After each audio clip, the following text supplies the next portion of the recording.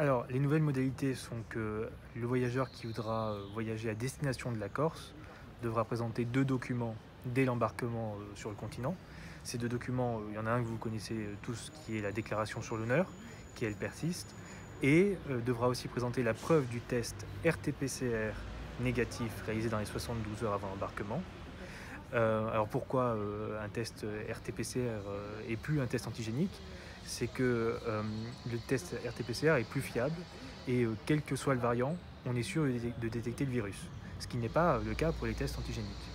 Donc on a renforcé les modalités pour tenir compte du contexte épidémique, de l'émergence des variants et de la nécessité de garder ce différentiel de contamination entre les plus grandes villes du continent et l'île où l'épidémie reste maîtrisée pour le moment. Alors c'est une preuve de test PCR ou c'est un test RT-PCR qu'il faut présenter? Il faudrait présenter à la compagnie de transport, qu'elle soit compagnie aérienne ou maritime, et qui vous refusera l'embarquement si vous n'avez pas ces 2 documents.